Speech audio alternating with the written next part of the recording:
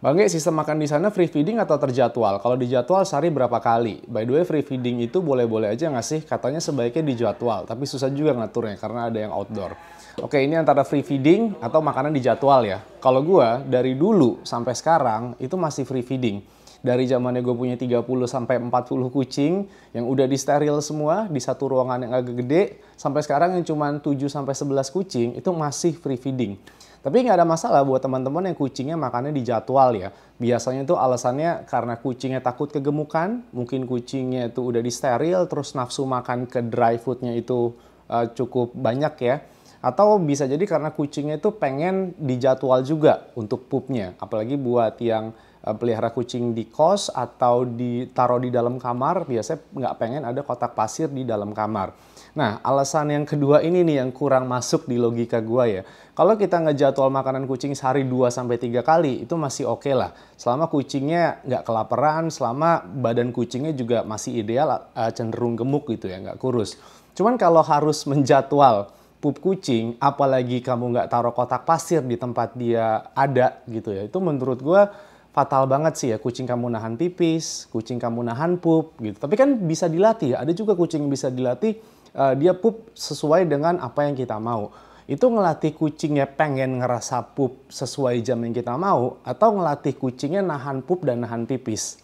Gitu. Jadi gue agak kurang sesuai sama konsep itu karena untuk kita menjadwal pup kucing biasanya itu kan karena kita nggak pengen ada bau ya. Sedangkan solusi buat nggak bau itu yang pertama sirkulasi udara yang bagus, yang kedua air purifier atau bahkan sekarang tuh ada apa namanya penghilang bau pup kucing ya, atau pakai exhaust di atas kotak pasirnya.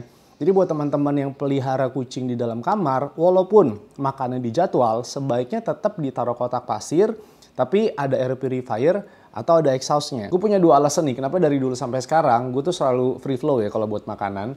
Karena yang pertama, gue tuh punya kucing selalu lebih dari 5 gitu. Gue nggak pernah yang di bawah 5. Kalau untuk banyak kucing, kayak sekarang nih ada sekitar berapa, 9 atau 10 kucing. Kalau buat dijadwal dry foodnya, wah itu repot banget ya. Misalnya porsinya sama nih, karena dibungkus dry food ini kan dia ada takarannya ya, sehari berapa kali, terus berapa gram untuk usia dan berat badan sekian. Nah, itu kalau ada 5 kucing atau ada 7 kucing, anggap aja semuanya dewasa, berat badannya sama, tapi kan kondisi pencernaan sama penyerapannya itu beda-beda ya. Belum tentu yang satu bagus, belum tentu yang satu juga jelek gitu. Jadi agak susah, kecuali kamu punya 1 sampai 3 kucing, kamu udah kenal kucing kamu gimana, kamu udah kenal pencernaannya gimana, itu bisa lah selama tempat kotak pasir itu nggak dijadwal juga ya. Yang kedua, menurut gua dry food itu nggak cocok untuk dijadwal gitu. Walaupun dibungkus dry food ada petunjuk untuk menjadwal si dry food itu. Kenapa menurut gua dry food itu nggak cocok untuk dijadwal? Karena dry food itu kan dia ultra processed food ya.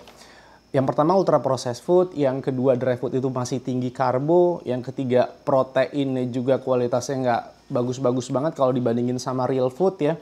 Yang terakhir, dry food itu juga dia vitaminnya tuh sintetik. Nah, sintetik vitamin itu butuh banyak untuk diabsorb sama tubuh kucing. Karena sintetik vitamin itu lebih susah untuk diabsorb sama tubuh kucing dibanding yang natural yang bisa kita dapetin dari real food gitu. Jadi, kalau buat menjadwal makan kucing, gue setuju kalau itu real food. Karena yang pertama, real food itu memang harus sekali langsung dihabisin ya.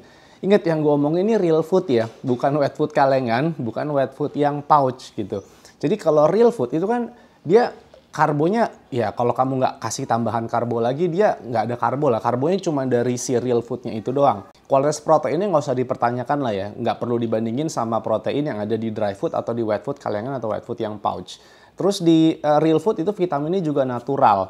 Jadi lebih mudah diabsorb sama tubuh kucing dibanding yang sintetik yang ada di dry food. Tapi kucing saya gemuk kok pakai dry food dan dijadwal sehari 3 kali gitu.